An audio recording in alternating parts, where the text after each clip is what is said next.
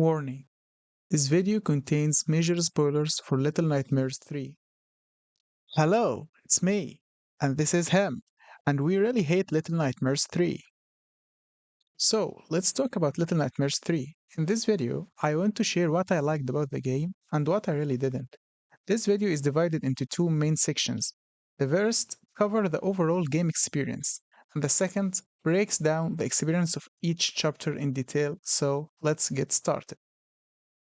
So we will start with section 1. Part 1 is about the co-op, about the obvious co-op problems that almost every YouTuber did, but about the idea itself, the idea of playing Little Nightmares with a friend. Little Nightmares was never meant to be a game about teamwork. It's supposed to make you feel alone, scared, and isolated. You against the world, a world that hates your existence. Adding a friend beside you takes that feeling away. It turns what should feel haunting into something comfortable that doesn't belong in Little Nightmares world. Part 2: AI. When you play as a single player, the AI will make you suffer. It will make you stop and wait in almost every single room until it catches up with you. This thing is very, very annoying. In puzzles that need both of you to solve, it will either make the first move, solving the puzzle for you without letting you think or having any difficulty to pass this puzzle, or it will lag and stand still without doing anything. Also, in boss chases, it will always be in front of you, showing you when and where to run and hide. That makes the game very, very easy and predictable, so nothing is scary about it anymore. Part 3: Puzzles.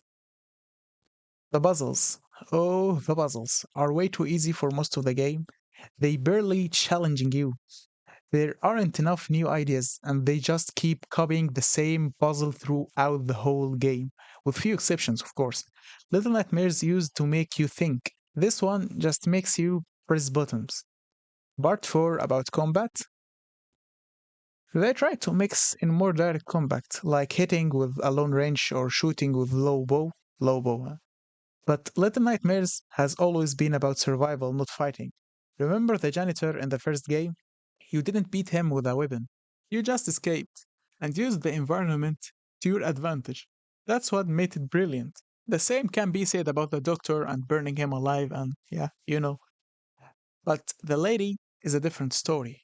You didn't actually fight her with a weapon, you just used her weakness against her. No weapon used here, just thinking.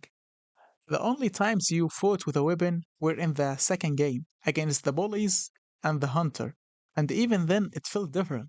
Time was of the essence, and you were on edge until the last moment. Part 5: World Building. Using the mirrors to transport is pretty cool, but the problem is that you feel every area is isolated. But in the second game, when Mono, not you, when Mono used, yeah, you and Mono are the same person, but you know, when Mono used the TV to transport, it was different. It was transporting in the same area in the Bell City. And in the first game, you were in the mall throughout the whole journey. The place didn't change.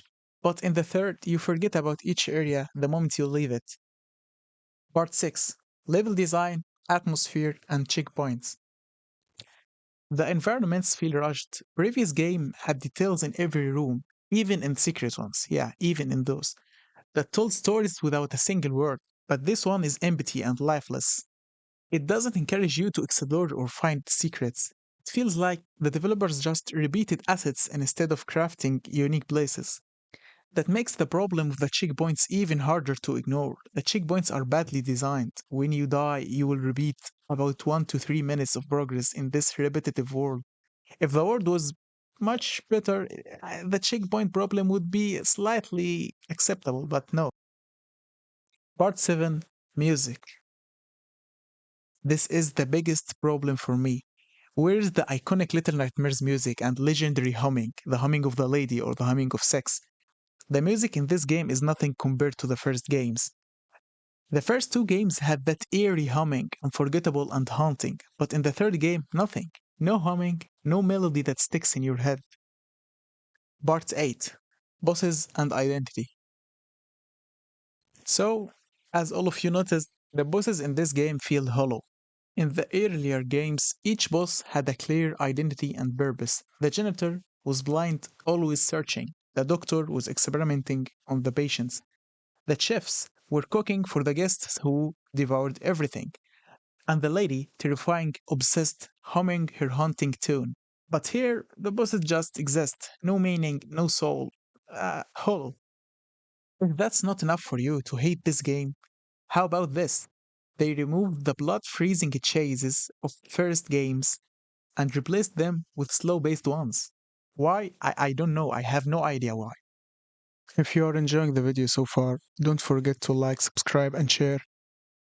Now it's section 2, part 1, Necropolis. The area was good, giving the feeling that this place isn't for the living. The umbrella was brilliant idea, but you use it only 3 or 4 times, and that's it. No more umbrellas to see. If we could have used it in a boss chase or something, the beetles as enemies weren't a great idea. They just aren't scary. Watching a few bugs fall from above on your head and kill you or your slow AI partner doesn't create fear. It's more annoying than terrifying. Very annoying. Then there's the giant baby. Having a giant enemy could have worked. Whoa! But I'm not a fan of this idea. Most of the time, all you need to do is hide until the baby loses interest and leaves. Even its glowing eye felt like a recycled idea from the first game. And it's actually a recycled idea from the first game. In the first one, I mean the first game, when the light hit you, you still had a chance to escape. But in this game, they made it worse. You turn to stone almost instantly. And that removes the tension of the game and replaces it with frustration, which is an element that never included in Little Nightmares 1 or 2. Part 2, the Candy Factory. To be honest, it's the best location in the game for me. It has a lot of similarities with the Mo, having some repeated elements like the candy weevils that are afraid of light, similar to the patients in the second game. The patients weren't really afraid of light, but you use light to beat them, so the same concept. And the puzzle of the electricity generator thing from the second game wasn't a bad idea to add. It was cool. The factory workers' appearance was extremely good. It gives you the feeling they are treated literally like animals, and everything in this world like treated badly. The supervisor is a good boss too, despite being very similar to the teacher. But as I mentioned earlier, she just exists and doesn't really have a purpose or identity. I know that she is there to supervise the factory and blah blah blah, but I'm sure that you feel it too. I feel it, you feel it, everyone feels it. She feels off. She is not scary. She is just there, supposed to make you feel scared. But no, I will admit, her interactions and chases were good, okay?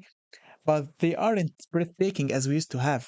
You cannot compare her to the teacher or the doctor, for example. Part 3, Carnival. It's a new location, okay? In the earlier games, we did introduce to a place that is supposed to make you happy like the carnival, okay?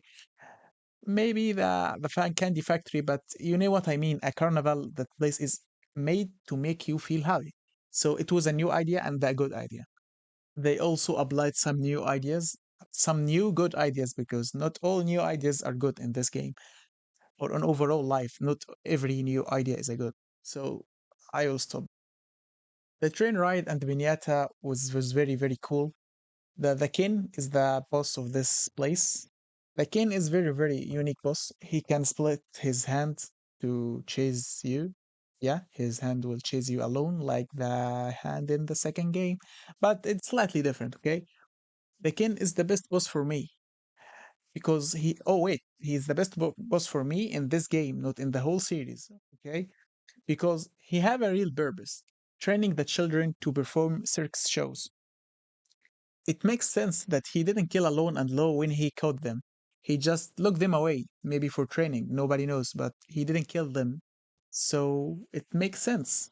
He trains the children, so he keeps Low and Alone alive, didn't kill them like the other creatures do. Even when the boy that he was training failed, he didn't punish him. He just gave him another tool to train with or to play with. But I'm sure he's training, not playing. There is no playing in this game. except for 6, playing with some monster hand in the hospital. I don't know what the fuck is wrong with 6. Nobody knows what the fuck is wrong with 6. The many Ken encounters were good, but dealing with the Ken himself was much more terrifying, to be honest, okay? The puppets are almost the same as the bullies in the second game, but I really love them. They had some terrifying moments and good fights, maybe because they remind me of the bullies, but I don't know why they put the flashlight in this game. There is no need for it. There is no need for it. It doesn't add anything to the gameplay and it doesn't make sense. It just felt like, hey, you remember the second game? We brought you the flashlight again. And it was a very, very stupid idea, by the way. The herd. You can argue that the herd is the same as the guests. The guest is in the mall and the herd in the carnival. For me, it's totally fine to add something from the earlier games. But the herd should have had more interactions with the player, as the guests does. Part 4, The Institute. The idea of a collapsing old place with plants growing in it, showing that it's ancient and there is no one here to take care of it. The idea was cool, was very cool, okay? But plants means life and hope and blah blah blah, which doesn't really align with Little Nightmares Stone. Still, it's okay. The plant encounter wasn't bad. On the contrary, the nurses were brilliant, blind, and only able to detect you by sound, which feels oddly familiar. And the moment when you made the plant eat the nurse was very satisfying. The doll puzzle is the best thing this game did, okay? A completely captivating new idea with multiple ways to approach it.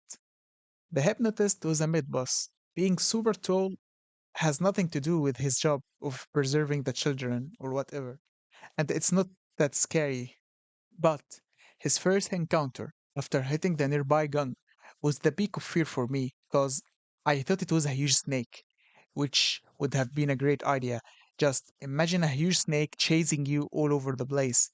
Would have been good, right? Better than a hand with an eye, huh? To be honest, having eyes in his hand and the final fight with him were both good, okay? But not this good to be a Little Nightmares game. In the ending, when Alone catches Low instead of letting him fall, but also falling with him and hugging him through the fall, that moment really hit hard. It obviously mirrors Mono and Six ending from Little Nightmares 2, but reversed. And it's one of the few emotional moments that actually worked in this game. Still, the story feels confusing, blurring illusion and reality, to the point where you are not sure what's real anymore. If the friend, which is alone, was imaginary, focus with me, okay? Then how did they work together to beat the Happon test? How did they solve puzzles that require two people? Okay, the puzzle required two people to be solved. This question has only one answer that really makes sense, which states that the puzzles were also part of Lowe's imagination, or at least some of them. By some of them, I mean the parts that needed two.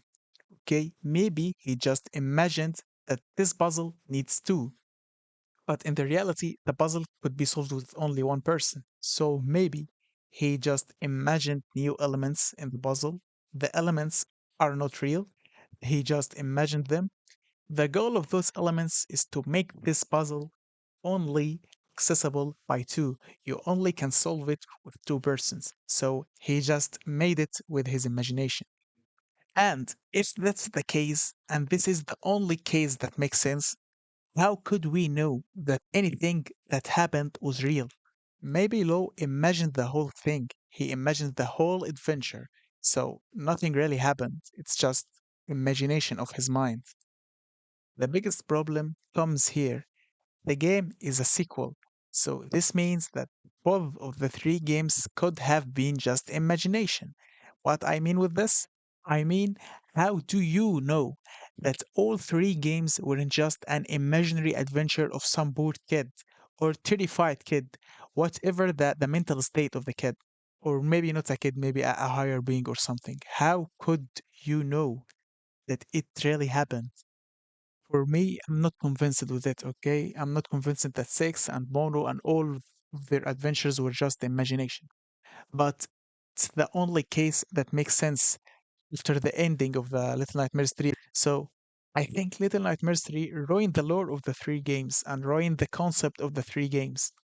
For me, it's a major plot hole that makes the story less powerful and engaging, almost killing the masterpiece storytelling of the earlier games. Little Nightmares 3 is a good standalone game, but a very bad sequel to the series. It's the most expensive, the shortest, and the least enjoyable of the trilogy. Supermassive Games really didn't try to understand the essence of Little Nightmares, which was their grave mistake. They delivered a deadly blow to such a mythical series. I don't care how hard they worked on the game or how many nights they stayed up because the final result is bad. The game is bad. They are getting paid and we are the ones buying the game. So, when you buy a bad product, you don't sit there wondering why it's bad. You just think, I want my money back. Take your product and give me my money. And in the end, I wish you a good day. If you are an asshole, try not to be, and farewell.